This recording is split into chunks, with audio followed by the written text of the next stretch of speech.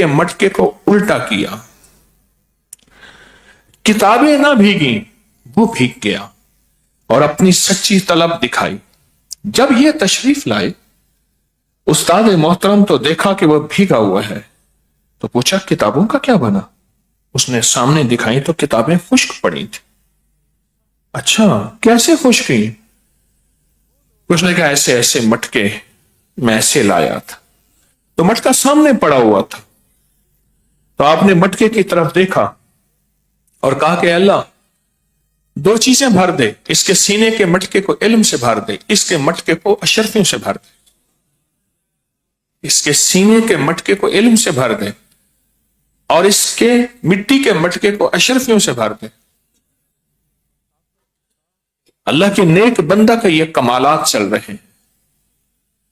बात आई गई हो गई, वक्त गुजरता गया, वो तालिब इल्म पढ़ गया और पढ़ने के बाद वो रुखसत हुआ और तालिब इल्म आ गए, पढ़ते थे, इल्म हासिल करते थे, साल साल फिर रुखसत हो जाते थे। वो जब रुखसत हुआ तो उस्ताद से हाथ मिलाया। उस्ताद ने फरमाया कई साल के बाद मेरी दुआ याद है मटके वाली? जी उस्ताद मोहतरम याद है। कहा उस पर कभी शक न करना, जब मैंने वो दुआ की थी अल्लाह की रहमत को, कबूलियत को आंखों से उतरते देखा था, रहमत को और कबूलियत को आंखों से उतरते देखा था। अनदेखे सौदे हैं ना, अनदेखे जो सौदे हैं ये देखे से नहीं मिलते। और फिर फरमाया जा, अल्लाह तेरे दोनों मटकों को भरा रखेगा। चला गया। कुछ अरसा हुआ, बादशाह ने एक ख्वाब देखा। उस ख्वाब की ताबीर के लिए बहुत लोगों से पूछा, उसको तसल्ली ना। तो उन्होंने, किसी ने कहा यहां इमाम अहमद बिन हंबल रहमतुल्लाह अलैह का एक शागिर्द है, वो चंद बच्चों को बैठ के किताबें पढ़ाता है और एक मटके की बहुत हिफाजत करता है, उस मटके को हर वक्त साथ रखता है, ना मालूम क्यों। तो कहा उससे जाके ताबीर बयान करें। उससे ताबीर लिखी हुई दी, उसने पढ़ा और नीचे अपने कलम से लिख दिया कि इसकी ये ताबीर है और ये हुआ था और ये होना है। बादशाह ने जब ताबीर देखी तो कहा हां ये मेरे दिल की आवाज है, उसको बुला के लाओ। पर ख्याल करना, उसको ऐसे बुला के ना लाना, पालकी भेजी, उसको पालकी में उठा के ले आओ। और पालकी में उसको उठा के लाए। अब जब वो उसको उठाने लगे पालकी में, कहा मेरा मटका भी साथ रखना है, मटका भी साथ रखा। बादशाह की जब साथ पहुंचे तो मटके को भी साथ रखा। उन्होंने कहा ये क्या है? उसने कहा बस ये मेरा मटका है। कहा क्या है? फिर उसने वो सारा वाकया सुनाया। बारिश हो रही थी, मेरी हमेशा तलब थी अपने मुर्शिद, अपने उस्ताद के पास पहले बैठूं, सामने बैठूं, अदब से बैठूं, तलब से बैठूं, और मैं हमेशा आता था। एक दफा सख्त सर्दी, बारिश थी, कीचड़, हर तरफ रास्ते बंद थे, तो मेरे हम दरसों ने कहा कि आज तो नहीं आएगा, तो मैंने मटके के अंदर किताब रखी, खुद भीगता हुआ आया और उस्ताद मोहतरम ने मुझे दुआ दी थी कि अल्लाह तेरे दो मटकों को हमेशा भरा रखे, एक सीने के मटके को इल्म से, एक अशरफियों से इस मटके को। जब उन्होंने पूछा, सुना बादशाह ने, कहा इस मटके को अशरफियों से भर दो, एक तो दुआ पूरी हो गई। कहा दूसरी दुआ मेरे बस में नहीं है कि तेरे इल्म को मैं, तेरे सीने को मैं इल्म से भर दूं, ये मेरे बस में नहीं, तेरे सीने को मैं इल्म से भर दूं। और फिर अल्लाह पाक जल्ल शानुहु ने उस दुआ की ताकत और तासीर इतनी दिखाई कि अल्लाह पाक ने फिर उसको दुनिया का भी तवंगर बनाया। उनके दरवाजे पे सैकड़ों लोग हाजात के लिए बैठे होते थे, खिलाते भी थे, पिलाते भी थे और अता भी करते थे, इतना माल था। और बड़े बड़े इल्मी उकदे हल हो जाते थे और बड़े बड़े इल्मी राज एक पल में ऐसे हल करते थे कि दुनिया की आंखें हैरत से फटी की फटी रह जाती थी। अल्लाह के पास दोस्तों के राज होते हैं। बादशाह ने कहा कि मेरे हक में बताएं कि कुरान अल्लाह की मखलूक है। कहा नहीं, कुरान खालिक की जुबान है, कुरान मखलूक नहीं। बादशाह ने कहा फिर इनको पकड़ो। उनको घसीटा गया। जब घसीट के ले जाया जा रहा था, इब्नुल हैशम एक बहुत बड़ा डाकू था। उसने कहा इमाम अहमद ख्याल करना, मैंने जिंदगी में डाके, मैंने हजारों कोड़े, एक रिवायत में 14, एक में 18,000 कोड़े मैंने खाए हैं, आज तक चोरी नहीं छोड़ी, डाके नहीं छोड़े, जराइम नहीं छोड़े, जेलें भुगती हैं, आप हक पे हैं। अल्लाह के दोस्तों को आजमाइशें आती रहती हैं, आजमाने के लिए आप हक पे हैं, ख्याल करना, हक ना छोड़िएगा। और फिर आपको कोड़े मारे गए और लहू लुहान जिस्म हुआ और तार तार जल्द हुई, पर आपने हक ना छोड़ा। और सारी जिंदगी उठते बैठते एक दुआ करते थे, अल्लाह अपने हैशम को जज़ाए खैर दे।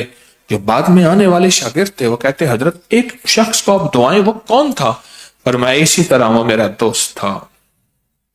एक तरफ कश्फ और कमारात, एक तरफ कमालात और कश्फ हैं, एक तरफ ये आजमाइशें हैं। आजमाया जाता है लोगों को ये हालात देखकर। और ये रूहानियत की दुनिया भी अनोखी है, ये अनदेखा निजाम है, ये अनदेखा जहान है। मैं मिस्र में हजरत इमाम शाफी रहमतुल्लाह अलैह के मजार में बैठा था, खामोश, बहुत बड़ा मकबरा था, कुछ ज्यादा मजमा नहीं था, चंद लोग थे, खामोश बैठा। मैं शेख को अमाल के हदिये पेश कर रहा था, तो जिंदगी का एक निजाम ऐसे सामने आया कि इमाम शाफी रहमतुल्लाह अलैह, इमाम शाफी रहमतुल्लाह अलैह, उनका नाम असल इदरीस था। इमाम शाफी रहमतुल्लाह अलैह क्या इंसान थे। उनका एक छोटा सा वाक्य सुनाता हूं, अनदेखी दुनिया का, अनदेखे जहान का। जिस तरह मैं ये तावीज की बात कर रहा हूं, जन्नती तावीज, कि ये एक अनदेखी दुनिया है, अनदेखा जहान है, ये जन्नती तावीज। मैं उनके एक छोटा सा वाक्य बयान करता हूं। इमाम शाफी रहमतुल्लाह अलैह ये असल मिस्र के नहीं थे, सफर करते जिंदगी का एक सफर गुजरा, मिस्र तशरीफ लाए।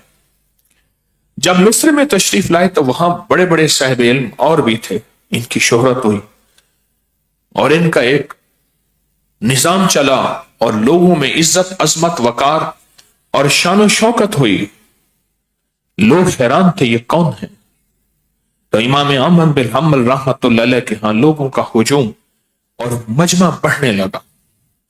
वक्त के बादशाह तक यह खबर पहुंची कि कोई दरवेश आए हैं, साहिब इल्म हैं और उनकी तरफ लोगों का बहुत रुजू है। तो वक्त का बादशाह भी भेष बदल कर आपकी महफिल में आके खामोशी से बैठ गया। आपने क्या किया? अल्लाह ने उस दरवेश के दिल में कश्फ डाला। आपने खलीफा वक्त की इज्जत एहतराम करने के फजाइल बयान करना शुरू कर दिए कि खलीफा वक्त, बादशाह वक्त को तजलील ना दो, जलील ना करो और उसके महासन यानी उसकी खूबियां बयान करो, उसके खामियों को बयान ना करो। जैसे हदीस में आता है, मफहूम है, बदतरीन मशगला बादशाहों को बुरा भला कहना है। ये आपने मजमून बयान करना शुरू कर दिया और बहुत तफसील से बयान करना शुरू कर दिया। और साथ थोड़ी थोड़ी देर के बाद ये कहते थे, अगर आज वो बादशाह मेरे सामने होता और भेष बदल के भी आता तो मैं उसको कहता, देख मैं ये फजाइल इसलिए बयान नहीं कर रहा कि तू आया है और तुझसे मुझे कोई गरज है, तमा है, लालच है या तुझसे कोई अता और इनायत की तवक्को है, नहीं, बल्कि इसलिए आज उस बादशाह से मैं कहता, ये मेरा मनसब फर्जी है, ये फर्ज मनसबी है कि लोग तुझे हमेशा बुरा भला कहते हैं। और जिंदगी का उन्होंने एक देखा है और यह देखा है कि बादशाह के सामने हक बोलो। और वो हक क्या है? पहले हक की तहकीक करो कि हक है भी सही। और मैं बता रहा हूं कि लोगों, बादशाह का एहतराम करो। तुम्ही में से अल्लाह ने उन्हें को चुना है और उन्हीं का एहतराम है और उन्हीं की इज्जत है। ये मजमून बयान करते रहे। आखिरकार दुआ फरमाई, लोग जाने लगे तो आपसे मुसाफा फरमाया। मुसाफे के बाद जब बादशाह का वक्त आया तो आपने हाथ पकड़ के कहा कि खलीफातुल मुस्लिमीन, आप हमारे साथ बैठ जाए। वो चुप करके बैठ गया। थोड़ी देर के बाद पूछा, जब लोग चले गए, आपने मुझे कैसे पहचाना? फरमाया, जब आप महफिल में आए थे तो आपके दाएं बाएं ایک درود پاک کا نور تھا وہ مجھے نظر آیا. دیکھیں ہر خوشبو کی اپنی خوشبو ہوتی ہے.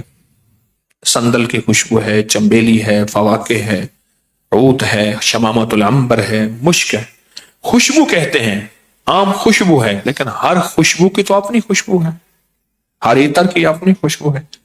اسی طرح ہر عمل کی اپنی خوشبو ہے. درود پاک کی اپنی ہے، ذکر کی اپنی ہے، کلمے کی، اخلاص کی، قل ہو اللہ کی. آج ہماری صورت قل ہو اللہ کی ہے، جو 10 صورتیں 10 راز ہم قل ہو اللہ کو بیان کر رہے ہیں. ہر عمل کی اپنی خوشبو ہے. فرمایا آپ کے ارد گرد میں نے خوشبو سنا تھا کہ جو اس وقت کا بادشاہ ہے وہ بہت درود پاک پڑھتا ہے. سنا تھا. اور اس درود پاک کا نور اس کے اندر رگ رگ میں موجود ہے. کہا جب آپ آئے تو فوراً میں نے محسوس کیا کہ اتنا زیادہ نور تو اس بادشاہ کا ہی ہو سکتا ہے. وہ بھیس بدل کے میری محفل میں آیا ہے تو میں نے چاہا کہ اس مضمون کو آج آپ کے سامنے بیان کروں. اس نے کہا کوئی عطا عنایت؟ فرمائے ایک عطا عنایت چاہیے. کہا ضرور پورا کروں گا. کہا کہ مجھے آخری وقت میں کلمہ دے دو. کہا وہ میرے بس میں نہیں ہے، وہ تو میں آپ سے لینے آیا ہوں. تو کہا پھر منگتا دوسروں کو کیا دے سکتا ہے؟ تو خود مانگتا ہے، مجھے کیا دے گا؟ مجھے تو آخری وقت میں کلمہ چاہیے. اگر یہ عطا عنایت کرنی ہے تو مجھے دے دے. یہ کائنات سربستہ رازوں میں ہے. اس کے راز فقیروں اور درویشوں کے ساتھ یہ راز موجود ہیں. بعض اوقات ایسا ہوتا ہے کہ ہم اندازہ نہیں کر پاتے. کن فی الدنیا غریباً، دنیا میں ایسے چل تجھے کوئی پہچان ہی نہ سکے. کوئی دکاندار کہے، کوئی ایماندار کہے، اور اسی طرح زندگی کا سفر طے کر کے چلا جائے. یہ جو نقش آپ کے سامنے میں نے اس روحانی محفل میں اتوار کو تھی یہ جو نقش میں نے جنتی نقش، پہلے بھی ہم نے اس کو ابکری میگزین میں چھاپا ہے، 2013 میں چھاپا ہے، پھر چھپا ہے. اس کو تفصیل سے میں چاہتا ہوں آپ کے سامنے بیان کروں. بہت طاقتور چیز ہے، بہت کمال چیز ہے. ابھی 2-4 دن پہلے میں ایک جگہ اندرون شہر میں افسوس کرنے گیا ایک فوتیدگی پہ. جب وقت ملتا ہے ضرور جاتا ہوں. شادیوں خوشیوں پہ نہ جاؤں، لیکن جہاں جاتا ہوں نہ جا سکوں، مجبوری ہوتی ہے. تو وہاں چھوٹے سے گھر میں بیٹھا تھا تو ایک صاحب بیٹھے تھے. انہوں نے کہا کہ ان کے پاس ایک دم ہے اور وہ بیماریوں پہ، تکلیفوں پہ یا دم کرتے ہیں تو لوگ ٹھیک ہو جاتے ہیں. درد ہو، کوئی بیماری ہو، کوئی تکلیف ہو تو لوگ ٹھیک ہو جاتے ہیں، اور یہ آج تک کسی کو دیتے نہیں ہیں. کہنے لگے تقریباً 20 سال ہو گئے ہیں مجھے کسی نے یہ بخشا تھا، یہ عطا کیا تھا، اور میں لوگوں کو دم کرتا ہوں اور لوگ ٹھیک ہو جاتے ہیں. اور کہا کسی کو دیتے نہیں ہیں. اور یہ عام ریت روایت ہے، یہ عام نظام ہے کہ کسی کو نہ دیا جائے. عام ریت روایت ہے. مجھے حکم نہیں کسی اور کو دینا. اگر جس نے آپ کو دیا ہے اگر وہ کہتا ہے کہ آگے کسی کو نہ دینا تو یہ تو خیر امت کی آخری طبقے تک تو نہیں چلے گی، آخری انسان تک تو یہ خیر نہیں چلے گی. پھر یہ خیر تو یہیں کی یہیں دفن ہو جائے گی. میرے حضور، میرے کملی والے، اگر خیر کو آگے چلایا ہے تو امت اور انسانیت کو یہ خیر پہنچائی ہے، اور میرے حضور نے اس خیر کو آگے چلایا ہے تو امت اور انسانیت کو یہ خیریں دی ہیں. آج وہ راز ہمارے سامنے راز نہیں رہی. پھر اسی طرح آل رسول نے، اصحاب رسول نے، محدثین، فقہا، اولیاء، صالحین نے اس راز اور خیر کو آگے سے آگے بڑھا ہے کہ اللہ کی مخلوق کو، اللہ کے بندوں کو یہ رحمتیں، یہ برکتیں، یہ وعدے، یہ عطائیں، یہ بخشش یہ ملتی رہے. اور انشاءاللہ یہ سلسلہ قیامت تک رہے گا. دیکھیں وحی کا دروازہ بند ختم نبوت کے صدقے، پر وحی کی برکات قیامت تک چلیں گی. پھر لفظ سنیں، وحی کا دروازہ بند ختم نبوت کے صدقے، پر وحی کی برکات قیامت تک چلے گی. اور قیامت تک وحی کی برکات زندہ و تابندہ رہیں گی۔ ان وحی کی برکات میں ایک یہ تعویذ بھی ہے، ایک یہ نقش بھی ہے ان وحی کی برکات میں۔ جیسے وحی کی برکات میں سورۃ اخلاص ہے، میں نے آپ کو سورۃ اخلاص کے کئی عمل بتائے، بہت دنیا کرتی ہے۔ 2 تسبیح پڑھ کے حضرت عمر رضی اللہ تعالی عنہ کو، 2 تسبیح پڑھ کے حضرت عمر رضی اللہ تعالی عنہ کو دی جائے۔ جتنا بھی کوئی پریشان ہے اولاد کی طرف سے، میں نے اس کو بہت تجربے کیے اور بڑے عرصے سے بتا رہا ہوں کہ جس کی اولاد اس کے حق میں نہیں ہے اور اس کے بس میں نہیں ہے اور اولاد کے معاملے میں وہ تھک چکا ہے،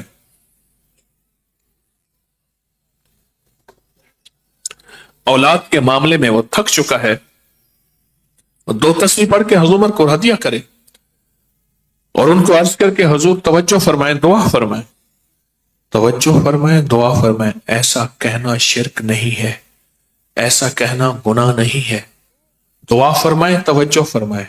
اور اگر یہ ٹھیک نہیں ہوتا پھر اپنے درہ فاروقی، جو درہ آپ کے ہاتھ میں ہوتا تھا، اس سے ٹھیک کریں۔ میرے پاس کئی واقعات آئے کہ بچہ رات کو، جوان رات کو چیخنے لگا، ہائے ہائے کوئی چیز مجھے مار رہی، کیا ہوا؟ کہا کہ کوئی چیز ہے ایسے لگتی ہے اور کہتے ہیں کہ تو ہماری بات نہیں مانتا۔ واقعات ہیں اور ہوئے ہیں اور ہوں گے اور ہوتے ہیں۔ کیوں؟ یہ جو ارواح ہوتی ہیں، یہ بھی اب لاہوتی نظام بتا رہا ہوں، یہ بھی ملکوتی نظام بتا رہا ہوں، یہ جو ارواح ہوتی ہیں ان کو جب اعمال کا ہدیہ دے، اعمال کا ہدیہ دیا جائے، ارواح کو خوش ہوتی ہے۔ فرمایا جتنی نیک روحیں ہیں وہ کندیلوں کی طرح، فانوس کی طرح، کندیلوں کی طرح، فانوس کی طرح اللہ کے عرش کے ساتھ لٹکی رہتی، عرش کے ساتھ لٹکی رہتی ہے۔ جب ان نیک ارواح کو ہدیہ پہنچاتے ہیں تو چونکہ وہ اللہ کے بہت قریب ہوتی ہیں تو اللہ سے عرض کرتے ہیں کہ یا اللہ، یہ ایک بندہ ہے بہت دکھیارا، بہت غم کا مارا، بہت حالات کا ستایا ہوا، یا اللہ اس بندے پہ ترس کھا، اللہ اس پہ رحم فرمائے، اور یا اللہ اس بندے کی مشکل حل فرمائے۔ تو اللہ پاک جل شان ہو ایک نیک ارواح کی دعاؤں کو قبول فرماتے ہیں۔ یہ جو ہمارا ذکر خاص ختم خواجگان ہے، صدیوں سے چلا آ رہا ہے، اولیاء صالحین کے تجربات میں یہ پڑھ کے پھر ان ارواح کو ہدیہ کرتے ہیں، پھر ان کے وسیلے سے دعا کرتے ہیں تو دعائیں قبول ہوتی ہیں، دعائیں قبول ہوتی ہیں اور دعاؤں میں تاثیر ملتی ہے اور دعاؤں میں طاقت ملتی ہے اور واقعتاً ملتی ہے، اور اس کے اندر بہت طاقت ملتی ہے، بہت تاثیر ملتی ہے اور بہت کمال ملتا ہے۔ اولاد کے لیے، بے اولادی کے لیے میں اکثر بتاتا ہوں کہ 2 تسبیح پڑھ کے، 2 انبیاء ایسے ہیں، ابراہیم اور حضرت زکریا، جن کی بڑھاپے میں اولاد ہوئی، جن کو بظاہر کہتے ہیں کہ ممکن ہی نہیں ہے، ممکن ہی نہیں ہے کہ یہ اولاد ہو سکے، 2 تسبیح سورۃ اخلاص کی پڑھ کے ان کو ہدیہ کرے، 2 تسبیح سورۃ اخلاص کی پڑھ کے ان کو ہدیہ کرے، ان کو ہدیہ کرے، 2 تسبیح سورۃ اخلاص کی پڑھ کے ان کو ہدیہ کرے۔ اور بات ایسا ہوا ہے جن کی اولاد نہیں ہوتی اور جن کی اولاد میں مسائل ہیں، میں نے دیکھا ہے کہ اللہ پاک کے نیک بندوں کی دعائیں، ان کی توجہات، اس کی تاثیر ملتی ہے، سورۃ اخلاص کی برکات کا حصہ ہے۔ ہم 10 صورتیں بیان کر رہے ہیں، 10 صورتیں 10 راز، آج سورۃ اخلاص ہے، یہ اس کی تاثیر بیان کر رہا ہوں۔ میں ایک درویش کے پاس گیا، انہوں نے مجھے اپنی تسبیح دی۔ وہ کیا کرتے ہیں، تسبیحاں بہت ساری اپنے پاس رکھتے ہیں، تسبیح پڑھتے رہتے ہیں، پھر وہ بندے کو دے دیتے ہیں، پھر اگلی اٹھا لیتے ہیں، پڑھتے ہیں اور فرماتے ہیں یہ میری پڑھی ہوئی ہے۔ سچ ہے، واقعی پڑھی ہوئی، فرمانے لگے یہ میری پڑھی ہوئی ہے تسبیح، لیکن ایک وعدہ کریں، اس پہ 2 تسبیح سورۃ اخلاص قل هو اللہ ضرور پڑھا کریں۔ اور کہا کہ یہ شاندار اور جاندار عمل ہے، آپ کو ہر زندگی کی مشکل میں، زندگی میں، روحانیت میں، اور کوئی مشکل ہو، پریشانی ہو، اس کے لیے 2 تسبیح سورۃ اخلاص پڑھیں.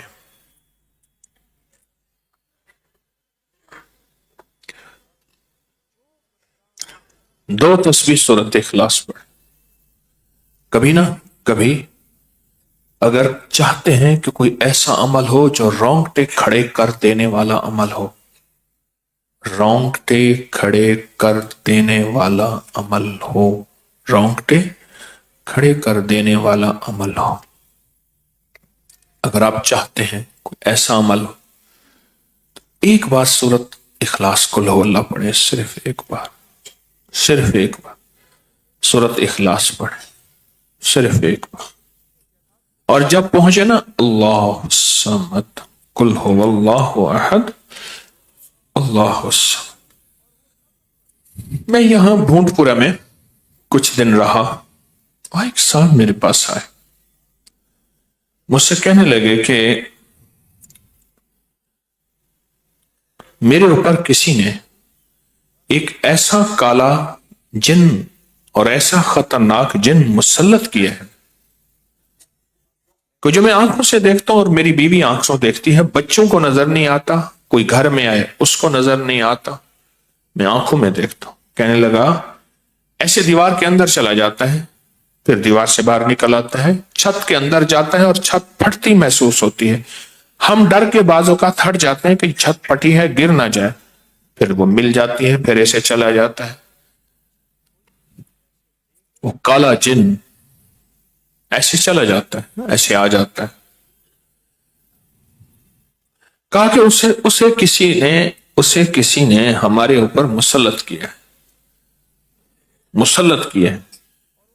ان کے کچھ مسائل تھے، کوئی آپس میں مسلط کیے، اور کہا کہ وہ جن ایسا ہے ہمیں عبادت نہیں کرنے دیتا، تسبیح نہیں کرنے دیتا، وظیفے نہیں کرنے دیتا، اعمال نہیں کرنے دیتا، ہمارا منہ بند کرتا ہے. مجھے آج بھی اس بندے کے الفاظ یاد ہیں. 2 اس کے ساتھ بوڑھی خواتین تھی، ایک بہن تھی، ایک بیوی تھی، بیچارہ حالات کا ستایا مارا ہوا، کوئی 60 65 کے 70 کے قریب اس کی عمر تھی. کہنے لگا کہ جب میں قل ہو اللہ پڑھتا ہوں تو اس کی گرفت ڈھیلی پڑ جاتی ہے، اور جب میں پڑھتا ہوں نا اللہ الصمد، تو کہا کہ اللہ الصمد پڑھتے ہی وہ ایک دم دور ہو جاتا ہے، ایسے جیسے کسی چیز کو کوئی دھکا دے اور وہ چیز دھکے سے ایک دم دور ہو جائے. اللہ الصمد، ایک دم وہ دھکے سے ایک دم کوئی دور ہو جائے. کہا کہ ایسے ہی ہوتا ہے اللہ الصمد. اور کہا کہ بس یہی وظیفہ جو ہے، کہا کہ مجھے مفید ہوا ہے، موافق ہوا ہے یہی وظیفہ. اور کہا کہ بس اب میں صرف یہی وظیفہ پڑھتا ہوں، یہی وظیفہ پڑھتا ہوں. مجھ سے کہنے لگا آپ مجھے کوئی وظیفہ بھی دیں گے نہیں پڑھنے دیں گے، یہی اگر اجازت دے دیں. تو میں نے کہا اس سے بڑھ کے اسم اعظم کون سا ہے، اس سے بڑھ کے پرتاثیر چیز کون سی ہے؟ میں آپ کو یہی وظیفہ دے دیتا ہوں، آپ اسی وظیفے کو پڑھیں. پھر میں نے اس کو ایک ترکیب بتائی، آپ کو ہی بتاتا ہوں، شاید میں زندگی میں پہلی دفعہ بتا رہا ہوں یا پہلے بتائی ہوگی، جہاں تک میری یادداشت ہے پہلی دفعہ بتا رہا ہوں. یہ نہیں کہ چھپاتا ہوں، دعویٰ تو پھر بھی نہیں کر سکتا، بھول جاتا ہوں پھر یاد آتی ہے بازو کا. اب وہ چیز آپ کو عرض کر رہا ہوں. میں نے اسے کہا صرف ایک دفعہ سورۃ اخلاص پڑھ، اول آخر 3 دفعہ درود شریف. رونگٹے کھڑے کر دینے والا عمل، اس کا نام جو میں نے سال سے رکھا ہے، رونگٹے کھڑے کر دینے والا عمل. حدیث میں آتا ہے، مفہوم ہے کہ جب بندے کی اضطراری کیفیت ہوتی ہے، بے چین، بے قرار، پریشان ہوتا ہے، مضطر، اس وقت عرش الہی ایک دم میں حرکت میں آتا ہے، رحمت متوجہ ہوتی ہے اور اللہ کا عرش ہل جاتا ہے. رونگٹے کھڑے کر دینے والا عمل، ایسا عمل جس میں انسان جو ہے بس ایک پل میں ایسے بے چین، بے قرار ہو اس کی ترکیب یہ ہے کہ والا کر درود پاک 3 بار، ایک دفعہ سورۃ اخلاص پڑھیں، اور پڑھ کے جب اللہ الصمد پہ پہنچے نا تو اس کو ہلکا ہلکا دل میں دہرائیں، اللہ الصمد اللہ الصمد، دہرائیں توجہ سے دہراتے جائیں دہراتے جائیں دہراتے جائیں۔ پہلے الفاظ آتے ہیں، غور سے سنیے گا، پہلے الفاظ آتے ہیں، پھر کیفیات آتی، پہلے الفاظ آتے ہیں پھر کیفیات آتی ہے، پہلے الفاظ آتے ہیں۔ انسان پہلے الفاظ سے، بچے کو آپ ایسے لوگوں میں، ایسے لوگوں کے ساتھ پلنے کے لیے جو بول نہیں سکتے، بچہ کبھی نہیں بولے گا، ہوں کرے گا، کرے گا، بول نہیں سکے گا، کیونکہ بچہ الفاظ چنتا ہے پھر وہ الفاظ بولتا ہے۔ پہلے الفاظ ہوتے ہیں۔ کسی نے پوچھا حضرت میرا دل ذکر نہیں کرتا، بس زبان سے کرتا ہوں۔ کہا مبارک ہو، اللہ نے جسم کے ایک حصے زبان کو قبول کر لیا ہے، اس کو نہ چھوڑنا، ایک وقت آئے گا دل بھی قبول ہو جائے گا، ایک وقت آئے گا دل بھی قبول ہو جائے گا۔ اس زبان والے ذکر کو نہ چھوڑنا، وقت آئے گا دل بھی قبول ہو جائے گا۔ اس کو نہ چھوڑنا، اس کو نہ چھوڑنا، حقیقت کہہ رہا ہوں۔ میں نے اس سے کہا کہ ایک ایسا کام کر، تنہائی میں بیٹھ، اور تنہائی میں بیٹھ کے نا بس صرف تو ہو، اللہ ہو، بندہ ہو، تنہائی میں بیٹھ، اور تنہائی میں بیٹھ کر آپ نے ذکر کرنا، تنہائی میں بیٹھ کر آپ نے ذکر کرنا، تنہائی میں بیٹھ کے، اور اللہ الصمد کی ضربیں لگانی ہے دل پہ، دل پہ، دل پہ۔ پڑھنی صرف ایک دفعہ سورۃ اخلاص ہے، اور جب دیکھے نا رونگٹے کھڑے ہو گئے ہیں اور انگ انگ میں سے آنسو بہنا شروع ہوئے ہیں، آنکھوں سے، آنسوں سے، اور دل سے، اور کیفیات سے، ہر جسم کا حصہ اللہ کی طرف متوجہ ہو گیا ہے، ہر دل کا حصہ، ہر جسم کا حصہ، ہر رگ رگ رگ رگ رگ رگ اللہ کی طرف متوجہ ہو گئی ہے۔ تو پھر اللہ کے ساتھ تعلق بنا، اور اپنی مراد، اپنی آس، اپنی امید اللہ کے سامنے پیش کر، اپنی مراد، اپنی آس، اپنی امید اللہ کے سامنے پیش کر، اور اللہ الصمد کو دوہرا دوہرا دوہرا دوہرا دوہرا۔ یہ جو جنگلوں میں کہتے ہیں چلا کیا فلاں بابا جی نے، پہاڑوں کی غاروں میں چلا کیا فلاں بابا جی نے، کنووں کے اندر چلا کیا، ابھی بھی ایسے کنویں موجود ہیں جس کے نیچے اتر کے پانی بھرتے تھے، اس کو ہمارے برے صغیر کی زبان میں باولی کہتے ہیں، اس میں نیچے جا کے پانی بھرتے تھے۔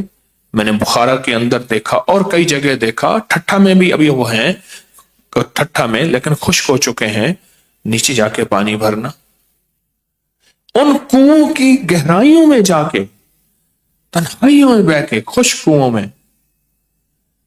اللہ الصمد اور ذکر۔ اس کی وجہ اندر تنہائیوں میں، یا پھر کیا کیا، کہا کہ روئی کو تھوڑا سا گیلا کر اور پیسی ہوئی کالی مرچیں اس میں ملا اور کانوں میں ڈال کہ کوئی آواز کانوں تک نہ پہنچے۔ میری اماں رحمت اللہ علیہ کے پاس طوطا تھا، تو اس طوطے کو کلمہ پڑھاتی تھی، رات کو پڑھا پڑھا کے نا اس کے کانوں پہ موم لگا دیتی تھی، میں نے خود دیکھا، کانوں پہ موم لگا دیتی تھی کہ ساری رات اس کے کانوں میں، ساری رات اس کے کانوں میں اور کوئی آواز نہ جائے، جاگ رہے، اور کوئی آواز نہ جائے۔ اچھا ایسا کرتے رہے کرتے رہے، میں نے خود دیکھا کچھ عرصے کے بعد اس نے کلمہ پڑھنا شروع کر دیا. ایسے ہی ہم اگر مشق کر لیں، جانور کی مشق ہو جائے تو اس کو کلمہ زبان پہ آ جاتا ہے. اگر ہم کبھی بھی کسی جنگل ویرانے میں، کبھی گھر کی تنہائیوں میں، کبھی کہیں بھی ایک دفعہ سورۃ قل ہو اللہ پڑھیں اور ایک دفعہ سورۃ اخلاص پڑھیں اور ایک دفعہ سورۃ اخلاص پڑھیں، لیکن اللہ الصمد کو بہت زیادہ دوہرائیں. اصل میں اللہ میں نقطہ نہیں، صمد میں نقطہ نہیں. یہ حروف صوامت ہیں، یہ بے نقطہ حروف ہیں، اور ان بے نقطہ حروف میں بہت طاقت بھی ہے، بہت تاثیر بھی ہے، بہت کمال بھی ہے. اللہم اغفر لی ولوالدی وللمؤمنین والمؤمنات والمسلمین والمسلمات. آپ اس وظیفے کو اٹھائیں، اس میں ذرا چنیں کہ بے نقطہ حروف کتنے ہیں. آپ کو حیرت ہوگی، اور آپ کو حیرت ہوگی کہ اچھا یہ کیا ہے. جو طبیب کامل ہو جاتا ہے نا، یاد رکھیے گا، جو حکیم پختہ کار ہو جاتا ہے، جو ڈاکٹر پختہ ہو جاتا ہے، وہ کسی کا نسخہ دیکھتے ہی نا ایک پل میں دوائیں دیکھتا ہے اور دوائیں پڑھتا ہے. کہتے بس اس میں تھوڑی سی تبدیلی کر دیں باقی ٹھیک ہے، یا کہتے ہیں نہیں تبدیل نہ کریں یہی ٹھیک ہے. اسے پتا ہے یہ اس جسم کے مطابق، اس بیماری کے مطابق یہ عین صحت ہے، عین تندرستی ہے. اسی طرح جو وظائف کی دنیا کا بندہ ہوتا ہے اور اس کو وظائف کی دنیا میں پختگی مل جائے تو وہ بھی ایک پل میں وظیفے کے اندر کی طاقت دیکھتا ہے کہ اس میں حروف آتشی کتنے ہیں، خاکی کتنے ہیں، آبی کتنے ہیں، بادی کتنے ہیں، سوامت کتنے ہیں، قمری کتنے ہیں، شمسی کتنے ہیں، اور اس کے اندر وہ حروف کتنے ہیں جو نوری ہیں، وہ کتنے ہیں. ایک پل کے اندر اسے وظیفے کی طاقت اور تاثیر، اور ایک پل کے اندر اس کے کمالات اس کے اندر کھل جاتے ہیں. اندیکھا جہان ہے، لاہوت ملکوت کا جہان ہے. ایک صحابی حضرت معاذ بن جبل رحمت اللہ رضی اللہ تعالیٰ عنہ، وہ فرماتے ہیں کہ زندگی محدود ہے، علم لا محدود ہے. انہی کا فرمان، شاید انہی کا فرمان ہے کہ زندگی محدود ہے، علم لا محدود. تو جو علم لا محدود ہے اس کو ہم اپنی عقل سے سمجھنے کی کوشش کریں، اپنے شعور سے سمجھنے کی کوشش کریں، اپنے احساس اور ادراک سے سمجھنے کی کوشش کریں تو نہیں سمجھ سکتے. علم ہے ہی لا محدود، اس کی حد نہیں ہے. کبھی اگر آپ رونگٹے کھڑے کر دینے والے عمل کو چاہیں نا تو بیٹھ کے اس کی مشق کر لیں.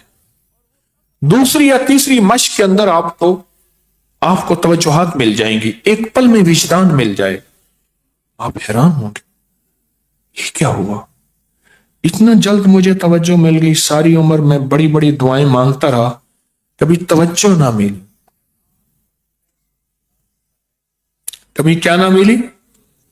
توجہ نہ ملی. اور پل کے اندر اتنی مجھے توجہ مل گئی، آپ حیران ہو جائیں گے. اللہ الصمد. جب اس کو انسان وجدان سے اور پورے درد سے اور پورے غم سے اور پورے درد سے بندہ اس کو دہراتا ہے،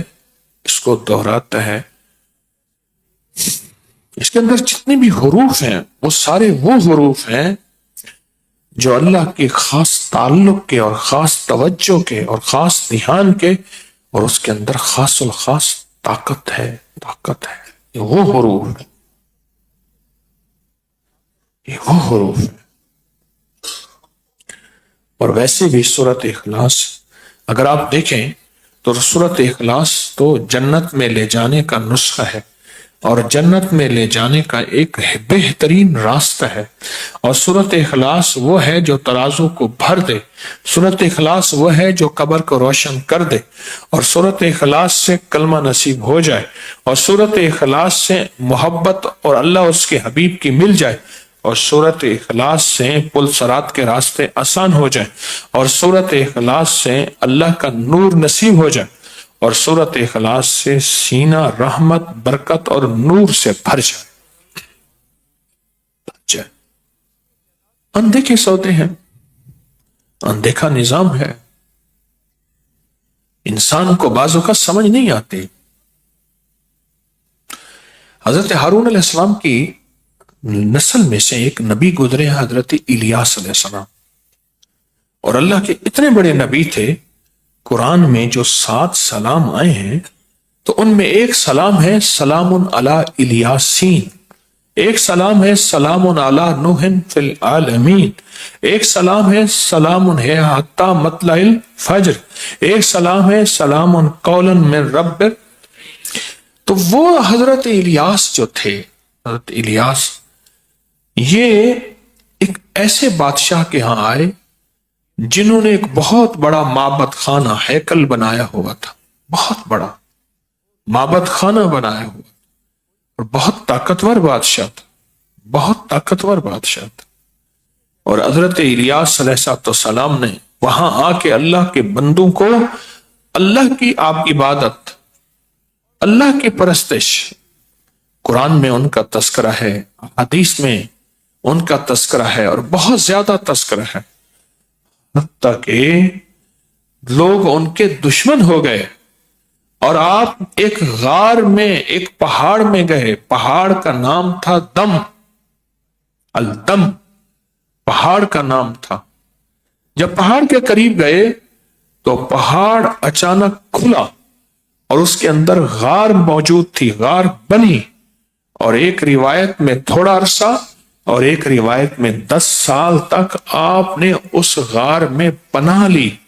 آپ جو ایک لفظ اکثر سنتے ہیں نا، یک دم، یک دم، یہ دم اس غار کا نام تھا، اس پہاڑ کا نام تھا، اس غار اور پہاڑ کا نام تھا۔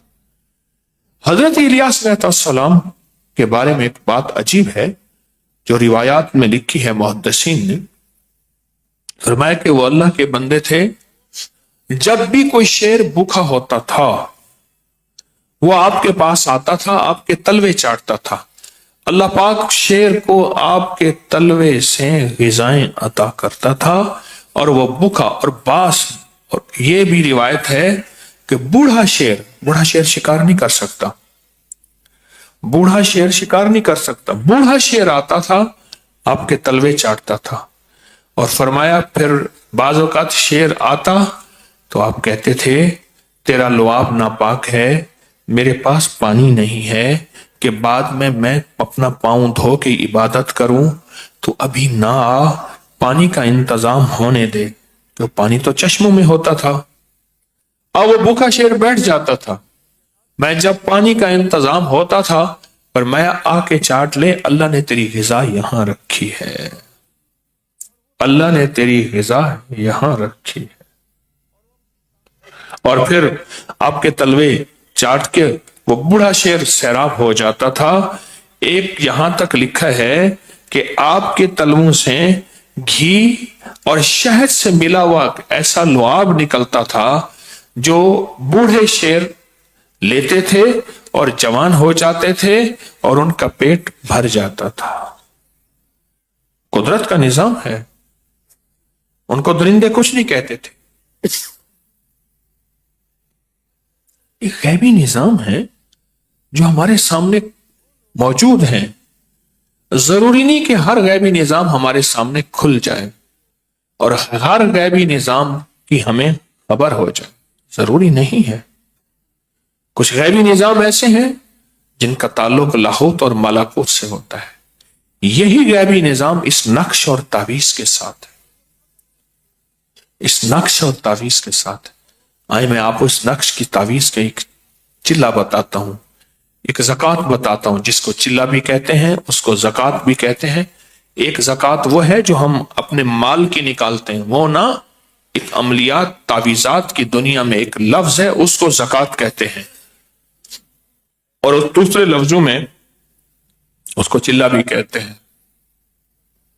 وہ نقش، وہ چلہ، اگر کوئی شخص اس نقش کو 1.25 لاکھ دفعہ لکھ لے، میں نے کئی نقش لکھے ہیں اس سے پہلے، اگر کوئی لکھ لے 1.25 لاکھ دفعہ، گھلنے والی سیاہی سے ہمیشہ لکھے، ایک بڑا سا کاغذ لے لے، لمبا سا کاغذ، لمبے لمبے کاغذ نا بازار میں ملتے ہیں، یہ اکثر بل بنانے والے، کچے بل بنانے والے، ان کو کاغذ ہوتے ہیں کٹے ہوئے ملتے ہیں، کٹے ہوئے، اس پہ لکھتا جائے روز جتنا بھی لکھ لے، جتنا بھی لکھتا جائے، پھر اس کو کاٹ کے ہر نقش کی علیحدہ آٹے میں گولی بنائے، آٹے میں لپیٹ کے اس میں آٹے کا گولا سا چھوٹا سا بنا کے اس کو سمندر میں، دریا میں، نہر میں، جہاں مچھلیاں ہوں، گندا پانی نہ ہو، وہاں ڈالتا جائے۔ اگر کوئی کچھ عرصہ یہ کر لے اور 1.25 نقش ہو جائے اس کے، تو اس نقش کا عامل نہیں بنے گا، کامل بن جائے گا۔ اس نقش کے اندر وہ تاثیر ہے، یہ میرے پاس یہ نقش موجود ہے، اس نقش کے اندر وہ تاثیر ہے کہ یہ نقش ہے، اللہ پاک کے نام ہے اس میں طاقتور، اور بہت طاقتور اللہ کے نام ہے اس نقش میں، بہت نام ہے۔ آپ کی والدہ محترمہ حضرت آمنہ کو خواب میں کچھ فرشتے نظر آئے، عرض کیا کہ آپ کو ساری کائنات میں افضل ترین آپ کیا بیٹا ہونے والا ہے، اور جب وہ بیٹا آئے تو اس کا نام محمد رکھیں گے۔ اور پھر سونے کا ایک کباغ تھا، سونے کا، اس میں ایک تعویذ پیش کیا کہ جب بیٹا تو اس کے گلے میں یہ تعویذ ڈال دے، اور وہ تعویذ پھر صدیوں سے ہمیں ملا، صدیوں سے ہمیں ملا۔ ایک چیز اور یاد رکھیے گا، جتنی بھی بابرکت چیزیں ہیں، یہ ایک میں آپ نقطہ اور راز بتا رہا ہوں، کوئی بابرکت چیز ہے، بالفرض کوئی بابرکت چیز ہے، اور میں نے پچھلے دفعہ ایک بات کی تھی میرے درس سننے والوں کو، میں نے عرض کیا تھا کہ ایک بندے نے کہا میں قرآن اٹھاؤں گا، انہوں نے کہا نہ، میں جو قرآن لاؤں گا وہ اٹھا، وہ لائے قرآن، وہ جو بہت زیادہ پڑھا ہوا تھا اور پڑھا جاتا تھا، وہ بھی قرآن ہے، وہ بھی قرآن ہے، قرآن تو ایک ہی ہے، سچا قرآن ہے، لیکن کہا نہیں، جو مسلسل پڑھا جا رہا تھا اس کو اٹھا۔ کہا کہ جب اس قرآن کو اٹھایا تو کہا پھر تیسرے دن ہم اس کا جنازہ پڑھ رہے تھے، تیسرے دن، میں نے آپ کو شاید پچھلی جمعرات میں محفل میں نے عرض کیا، یاد ہوگا آپ کو۔ اسی طرح جس چیز کو مسلسل صدیوں سے مخلوق خدا اس پہ عمل کر رہی ہے، اس عمل کو مسلسل ہر نیک بندے کی توجہ اس میں شامل ہو جاتی۔ اس نقش کے ساتھ سب سے پہلے اللہ کا امر، پھر جبریل، پھر میرے آقا حضور، پھر آل رسول، پھر اصحاب رسول، اور پھر تو صدیوں سے بڑی بڑی ہستیاں اس نقش کو مسلسل وہ توجہات اس میں شامل ہو جاتی، اور اس توجہات کی خیر اس میں شامل ہو جاتی، اور اس توجہات کی برکات اس میں شامل ہو جاتی، یاد رکھیے گا، اس میں شامل ہو جاتی۔ اور جب کوئی عام بندہ بھی، آج کا کمزور سے کمزور امتی بھی اس نقش کو کچھ عرصہ لکھ لے اور اس کی تاثیر پالے، تو اس کو وہ 14 صدیوں پرانی تاثیر مل جاتی ہے، بڑی بڑی ہستیوں کی، دنیا کے پتہ نہیں کس کونے میں، کہاں کس اللہ کے نیک بندے نے یہ نقش لکھا تھا، کس اللہ کے نیک بندے نے یہ عمل کیا تھا، اور کس اللہ کے نیک بندے نے اس کی تاثیر پائی لی، اور کہاں سے کہاں اس کی تاثیر اور طاقت پہنچی۔ میں کہتا ہوں کچھ بھی نہ ہو، یہ نقش وہ ہے جس کے ساتھ نسبت میرے حضور کی ہے، اتنی نسبت بھی کافی نہیں، شافی بھی ہے اور بہت طاقتور بھی ہے، میرے حضور کی ہے۔ اس سے بڑی کوئی نسبت کون سی ہو سکتی، اور اس سے بڑی تاثیر اور طاقت کون سی ہو سکتی ہے، اور اس سے بڑا کمال کون سا ہو سکتا ہے؟ یہ نسبت وہ نسبت ہے، یہ تاثیر وہ تاثیر ہے۔ زندگی میں نا کبھی کسی علم کو نہ چھپائیں، علم چھپانے سے کبھی نہیں بڑھتا. دو چیزیں ہیں جو دینے سے بڑھتی ہیں، ایک مال اور ایک علم. دینے سے بڑھتی ہے. اللہ کی مخلوق کو جتنا عام کریں گے اتنا اللہ اس کو بڑھاتا جائے گا، بڑھاتا جائے گا. اور اللہ اتنا بڑھائے گا کہ واللہ یضاعف لمن یشاء. اللہ کہتا ہے میں بڑھاتا ہوں جتنا میری طاقت، میری منشا ہے. اور واللہ واسع علیم، میری وسعت کو بندو تم نہیں جانتے کہ میری وسعت کتنی ہے، کتنی وسعت. اور میں قیامت کے دن جب سارے کے سارے جنت میں چلے جائیں گے، جنت میں چلے جائیں گے، اور حتیٰ کہ وہ لوگ جو اپنی خطاؤں کی وجہ سے جہنم میں گئے تھے وہ بھی جنت میں واپس آ جائیں گے، تو اللہ پاک فرمائیں گے اللہ ازل سے لے کر اب تک جتنے انسان اور جتنے جنات ہیں وہ سب کو ہم نے جنت کی بستیوں میں بسا لیا، پر ابھی تک جنت تو ایک حصہ بھی نہیں بھرا، وہ جنت تو خالی پڑی ہوئی ہے. اس لیے میں کسی کے بارے میں کہہ سکتے ہیں کہ یہ کافر ہے، یہ جہنمی ہے، کیسے کہہ سکتے ہیں؟ اللہ کی جنت تو اتنی ہے کہ ساری ازل اور ابد کے انسان اربوں اربوں اربوں اربوں اربوں، اور جنات تو پتہ نہیں کتنے کھربوں کھربوں، میری کھربوں کی میری ہندسے اور گنتیاں ہی ختم ہو جاتی ہیں. وہ سارے انسان سب سارے جمع کر دیے جائیں، وہ سارے انسان جمع کر دیے جائیں، سارے انسان جمع کر دیے جائیں اور سارے جمع کر کے جنت میں بھیج دیے. سارے جنات انسان، میں جنت تو کا ابھی ایک حصہ نہیں بھرا. تو اللہ پاک کیا کریں گے؟ اللہ پاک ایک مخلوق پیدا کریں گے، اور مخلوق کو پیدا کر کے اللہ پاک اس کے ذریعے جنت کو بسائیں گے. ایک مخلوق پیدا کریں گے اور اس کے ذریعے اللہ پاک جنت کو آباد اور شاد کریں گے، جنت کو بسائیں گے. اس لیے اس نقش کو چھپائیں نہیں. وجہ ابھی پیغام آنا شروع ہو گیا کہ اس دن اس بندے کا انہوں نے بتایا کہ وہ کہتا ہے کہ میرے پاس یہ جنتی نقش ہے، اپکری کے پیر صاحب نے دیا ہے، میں نے ان سے جو ہے یہ خاص اس کی تاثیر لی ہے، آپ 15,000 روپے دے دیں تو میں آپ کو دوں گا. میں نے بھی 15,000 کس چیز کے ہیں؟ تو میں نے تو ساری انسانیت کو، پوری دنیا کو یہ نقش باقاعدہ اس کو الفاظ، تصحیح، کتابوں کے حوالے، اس کے مختصر فائدے، اس کے مختصر نفع، وہ سارے کے سارے میں نے جمع کر کے اللہ کی مخلوق انسانیت کے لیے عام کر دی ہے، عام کر دی ہے. جن صاحب نے مجھ سے بات کی نا مجھے، جو میں جہاں تعزیت فوتگی کی کرنے گیا، تو وہ کہنے لگے کہ اگر دم دیں، دم کریں تو اس کے پیسے ضرور لیں، اگر پیسے نہیں ہوں گے، نہیں لیں گے تو آپ کو تکلیف ہوگی. تو پیسے اگر لینے بھی ہیں تو لے کے پھر اس کو ہدیہ کر دیں، اگر لینے بھی ہیں تو لے کے اس کو ہدیہ کر دیں. اس کو چھپائیں نہیں، اس کو پھیلائیں. آج میں نے ایک چیز بتائی ہے، میں آج 2-3 چیزیں مسلسل بدل کے بیان کر رہا ہوں. ایک لاہوتی نظام، غیبی نظام، ایک سورۃ اخلاص، ایک یہ نقش. اب محسوس کریں میں ان تینوں مضمونوں میں چل رہا ہوں. ایک تو میں نے رونگٹے کھڑے کر دینے والا ایک عمل دیا رونگٹے کھڑے کر دینے والا عمل، اور یہ وہ میں نے عمل دیا ہے، میں نے اس کا باقاعدہ حوالہ دیا ہے.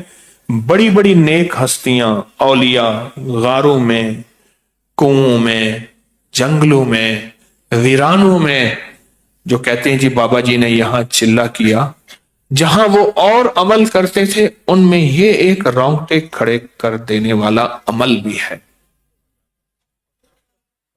کہ ایک بار سورۃ اخلاص پڑھیں اور اللہ الصمد اس کو دہرائیں دہرائیں دہرائیں دہرائیں، اور اتنا زیادہ دہرائیں، اتنا زیادہ دہرائیں کہ اس کی طاقت اور تاثیر بڑھتی چلی جائے، روئے روئے میں، انگ انگ میں، رگ رگ میں، جسم کے حصے میں یہ اتر جائے.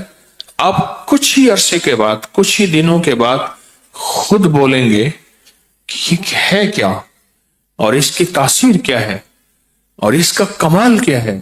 खुद बोलेंगे, वो अंदर खुद बोलेंगे कि क्या हो गया है।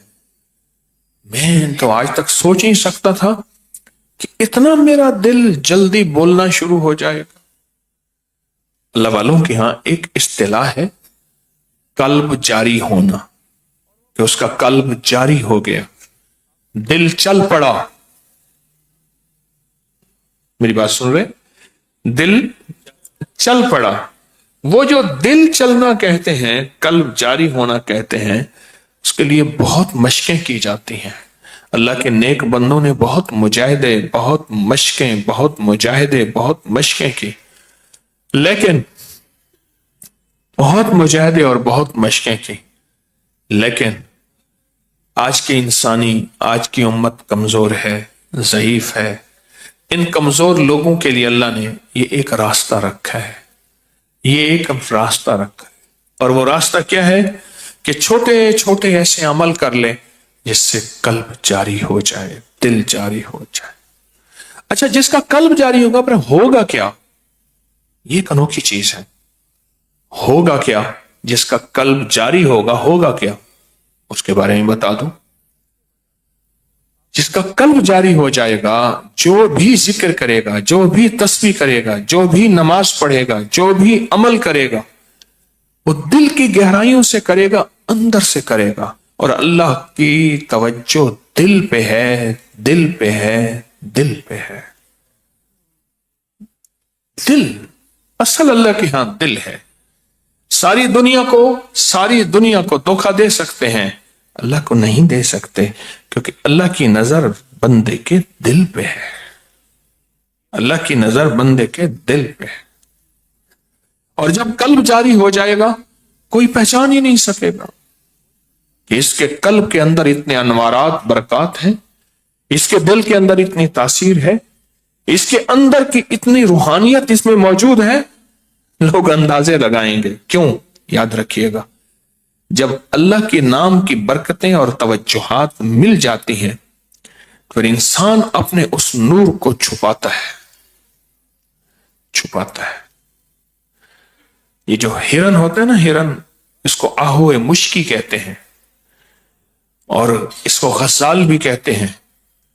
ये उर्दू अदब में ये जो गजल है, हिरन को जब तीर मारते हैं, उसकी जो दर्दनाक आवाज निकलती है, उसको गजल कहते हैं। तीर मारते हैं ना, उसके अंदर से एक दर्दनाक आवाज निकलती है, उसको गजल कहते हैं।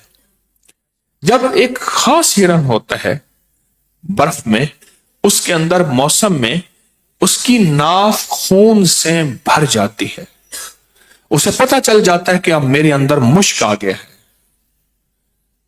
अब वो खड़े खड़े सोता है, हर तरफ उसकी नजर होती कि शिकारी आएंगे, और शिकारी भी उसके शिकार के पीछे होते हैं। हर तरफ उसकी चौकन्ना होता है, कहीं बैठता नहीं। उसे एहसास हो जाता है कि मेरे अंदर अब मुश्क है, और अब मुझे शिकारी आके मारेंगे, कत्ल करेंगे। और शिकारी क्या करते हैं? जब उसका निशाना लगाते हैं, फौरन उनके पास एक रस्सी होती है, उसकी नाफ को उस रस्सी से बांध देते हैं। क्यों? उसके मरते ही वो खुश्क खून वापस उसके पेट में चला जाता है। वो जब रस्सी से बांध देते हैं, वो एक नाफा होता है, उसको नाफा कहते हैं। और आज भी वो नाफा 2-3-4 लाख रुपए तोला है, लाखों रुपए तोला है आज भी। जब कल्ब जारी होगा, मैंने कहा ना, रोंगटे खड़े कर देने वाला अमल, जब कल्ब जारी होगा और अब अल्लाह पाक जल्ला शान हो अता फरमाएंगे, तो फिर इसको हर फर्द फिर छुपाएगा, और फिर कोई खास बंदे हैं जिनको अता हो जाएगी। हजरत ख्वाजा निजामुद्दीन औलिया रहमतुल्लाह अलैह, ख्वाजा गरीब नवाज, दिल्ली के शहंशाह, आपके दौर में एक दुर्वेश थे, उन पे गुर्बत और फाके आ गए, तंगदस्ती आ गई। तो एक लौंडी को कहा कि मैं तुझे अगर बेच दूं, तू भी फाकों में रहती है, मैं भी फाकों में रहता हूं, चलो तो ऐसी जगह जाएगी जहां तुझे 2 वक्त खाने को अच्छा मिल जाएगा और तेरे जो पैसे आएंगे कुछ दिन मेरे भी अच्छे गुजर जाएंगे। तो लौंडी कहने लगी, हजरत आपको हक है, पर ऐसी जगह बेचे जहां मेरी इबादत में कोई खलल न डाले, मेरी इबादत में कोई खलल न डाले। तो सोच सोच के फरमाने लगे, इस दौर में तो एक हस्ती है हजरत निजामुद्दीन औलिया, उससे बड़ी हस्ती तो मैंने कोई नहीं। उन्होंने कहा वो तो अल्लाह वाले हैं ही, अगर उन्होंने कहा वो नहीं है तो फिर कौन है? तो लौंडी कहने लगी, मुझे उन पे 3 एतराज हैं, 3 सवाल हैं जो आज तक मुझे जवाब नहीं मिले। सबसे पहले उनको मैंने कभी किसी तकलीफ में नहीं देखा, हमेशा हशाश बशाश देखा। दूसरा, मैंने उनको लंगर से खाना खाते देखा है। लंगर तो फुकरा मसाकीन का हक होता है और ये फकीर तो हलाल खाता है, फुकरा मसाकीन का हक खा रहा। एक पहला सवाल, मैंने कभी किसी तकलीफ में नहीं देखा, हमेशा सेहतमंद तंदुरुस्त देखा। दूसरा, वो लंगर से खाना खाते हैं, लंगर तो फुकरा का हक है, मसाकीन का हक है। और तीसरा, मैंने आज तक उनकी तारीफ सुनी है, किसी को उन पे एतराज, बहतान, इल्जाम लगाते नहीं सुना। तो अंबिया कराम के पीछे इल्जामात लगे हैं, अहले बैत सहाबा को लोगों ने सताया, इल्जाम लगाए, ये उनसे बढ़ के हैं। मुझे ये 3 एतराज है। तो कहने के बजाय इसके कि हम आपस में कोई फैसला करें, उनकी खिदमत में जाते हैं। अब उनकी खिदमत में गए और ये सब लोग चले गए तो अर्ज किया कि हजरत ऐसे ऐसे है, फलां जगह से आया हूं, अल्लाह अल्लाह करता हूं, फक्र आ गया, हालात आ गए, अल्लाह की तरफ से गुर्बत आ गई, तंगदस्ती आ गई। तो मैंने ऐसे ऐसे कहा तो ये मेरी लौंडी कहती है कि मुझे आप पे 3 एतराज है। तो शेख ने पूछा क्या?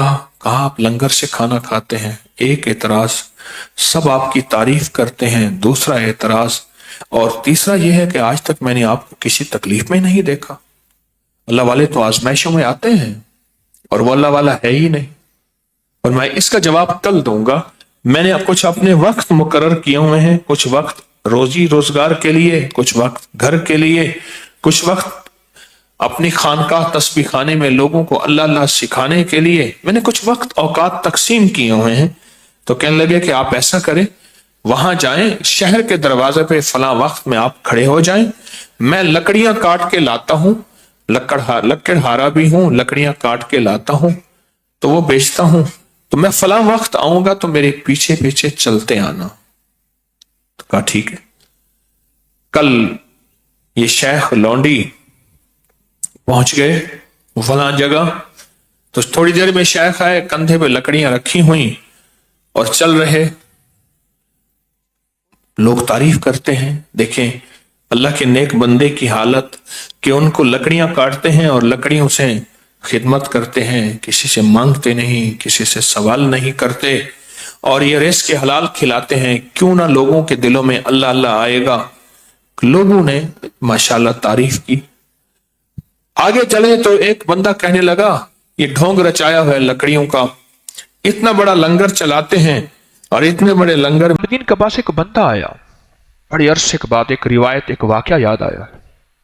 अपनी गुर्बत, फक्र, फाके का आपकी बारगाह में सवाल किया। सखी थे, शहनशाह थे।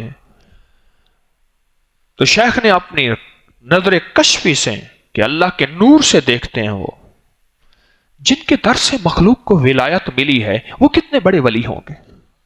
सोचो तो सही, वो खुद कितने बड़े फकीह होंगे जिनके दर से इल्म के दरवाजे खुले हैं।